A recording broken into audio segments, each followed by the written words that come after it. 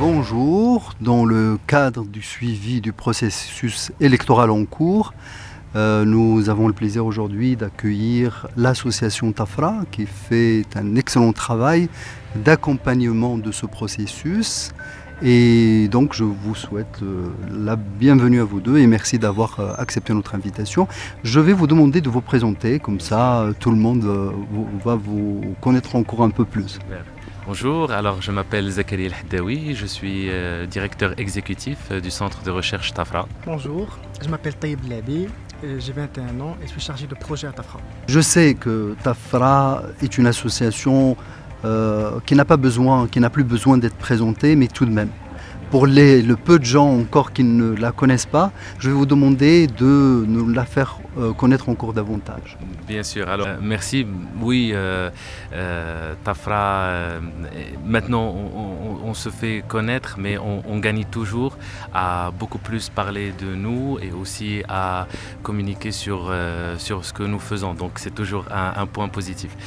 Tafra est un centre de recherche, nous sommes une association et à la base un centre de recherche qui a été créé en 2014 et notre mission principale c'est de renforcer la connaissance des institutions publiques par les citoyens.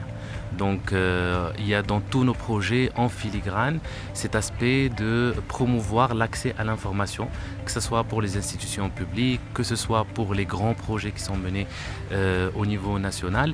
Et donc voilà notre principale mission. Et bien sûr autour de cette mission, beaucoup de projets sont lancés, surtout des études parce qu'on mène beaucoup d'études, beaucoup d'analyses statistiques et beaucoup de publications aussi depuis 2014. Donc beaucoup de travail qui a été fait, que ce soit par les équipes précédentes ou bien par l'équipe actuelle. Et c'est un travail qui continue. Et maintenant, à l'occasion des élections, il y a un focus sur le processus et l'accompagnement de l'électeur.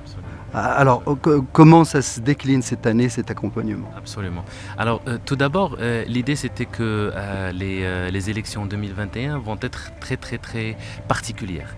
Tout d'abord, il y aura 3 élections dans la même journée et en plus de ça, on va rajouter le contexte Covid et la pandémie. Et donc, l'idée pour nous, c'était de promouvoir dans ce cadre de l'accès à l'information, faciliter l'accès à l'information pour les lecteurs et pour le citoyen. Donc, en étant une association de jeunes et une association qui veut promouvoir absolument aussi l'utilisation du digital, nous avons pensé à un projet qui était ambitieux au départ, mais alhamdoulilah, maintenant, on est en train de voir les premiers fruits et résultats. Et ce projet s'appelle Projet Élection 2021. Alors, Projet Élection 2021, c'est tout simplement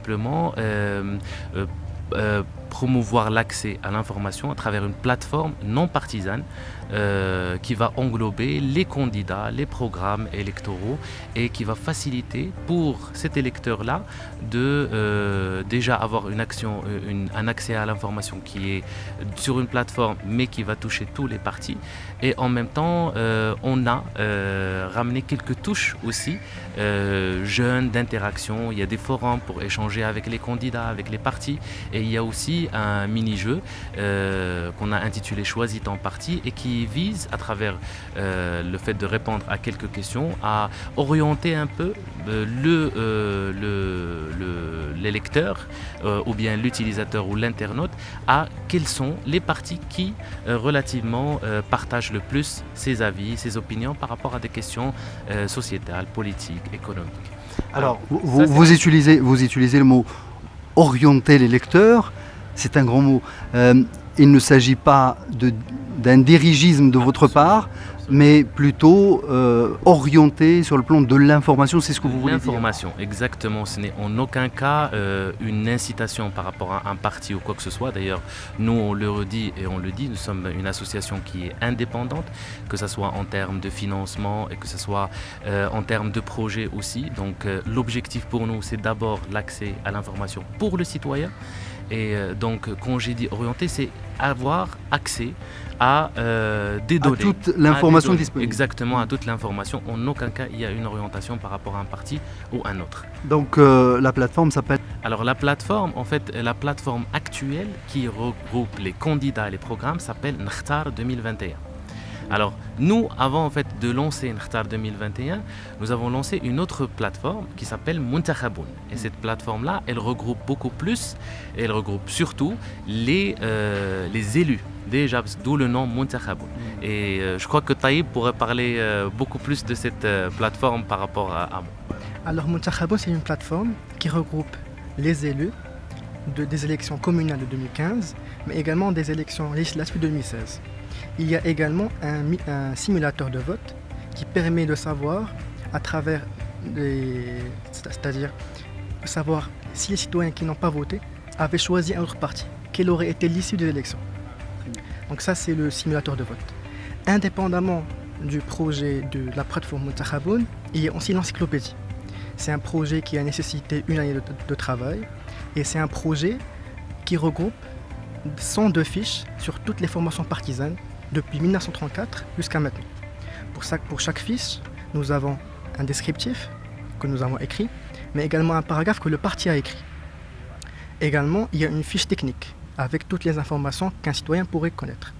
Par ailleurs, il y a de la documentation, les statuts, mais aussi des documents d'archives. À part... Pour les plus de 30 partis en lice, pour l'ensemble des partis. C'est ça, voilà. Pour tous les partis, mais également aux anciens partis qui ont été créés depuis 1934. Par ailleurs, il y a également un arbre des partis. C'est un schéma qui regroupe la généalogie des partis politiques de 1934 à maintenant. Avoir des informations sur un parti précis, il suffit de taper www.tafra.ma/ le sigle du parti. Par exemple, tafra.ma/ sigle du parti, et on trouve toutes les informations relatives à ce parti.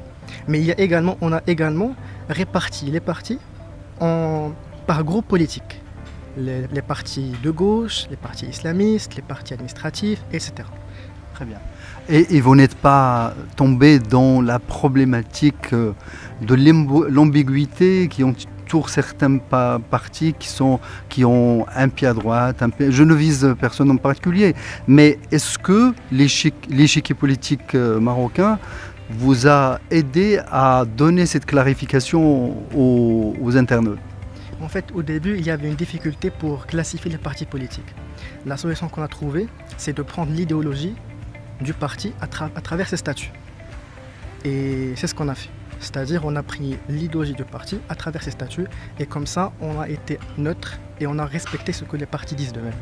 On le voit bien, c'est un travail colossal tout cela. Ce que je voudrais ajouter juste par rapport à ce projet, c'est que nous avons aussi sollicité énormément de chercheurs, de spécialistes, de politologues qui ont contribué chacun à sa façon pour enrichir ce projet. Et donc, comme l'a dit Taïb, c'est 1 an de travail entre la recherche et la collecte de l'information sans traitement, sans analyse, et aussi par rapport à toutes ces sollicitations, parce que comme vous l'avez très bien dit, il y a eu beaucoup de difficultés, notamment dans la distinction des familles, etc., la distinction de chaque parti, et bien sûr, comment répondre à cette ambiguïté avec beaucoup d'honnêteté intellectuelle et en même temps en apportant une certaine expertise, parce qu'on se dit toujours, on se met à la place de ce chercheur, on se met à la place de ce journaliste qui voudrait avoir l'information et qui voudrait peut-être l'utiliser, etc. Et donc l'objectif pour nous, c'était de faciliter au maximum, mais tout en restant bien sûr dans notre neutralité et indépendance. Alors, est-ce que vous avez eu des requêtes de la part de l'un ou l'autre parti concernant des éléments manquants? Est-ce que vous avez été aidé par l'iconographie, les photos, les vidéos probablement, etc. ou pas du tout? Au début, nous avons sollicité les partis pour avoir leurs informations. C'était le début du projet. Par la suite, nous avons collecté les informations et nous avons fait vérifier ces informations par le parti. Comme ça, l'information est sûre et vérifiée. Alors c'est un travail colossal, on l'imagine, qui a demandé au moins 1 an de travail, comme vous venez de dire. Qui a fait tout ça? Vous avez des équipes de volontaires, de salariés? Est-ce que vous avez sous-traité? Comment ça s'est fait? Alors, comme je l'ai dit, beaucoup de gens ont contribué à ce projet. Tafra, dans son fonctionnement, elle a bien sûr des équipes qui sont permanentes et aussi un conseil d'administration, un bureau et aussi ce qu'on appelle nous la famille. Tafra et les gens qui soutiennent Tafra et qui nous donnent bien sûr à chaque fois avec de manière très très très généreuse de leur temps, de leur énergie, de leur savoir, de leur expertise pour nous orienter dans nos travaux, et c'est aussi grâce à eux, grâce à leur contribution aussi que nos travaux sont aussi appréciés et qu'on relate autant de qualité au niveau de nos publications. Ils méritent donc votre hommage. Et voilà, les internautes, nous pouvons les remercier à la place des gens qui vont avoir accès gratuitement, je le signale, à toute cette base de données aussi riche. Nous vous souhaitons bonne continuation et nous souhaitons que le processus électoral tire profit de cet effort qui a été fourni par vos équipes. Merci beaucoup. Merci à vous.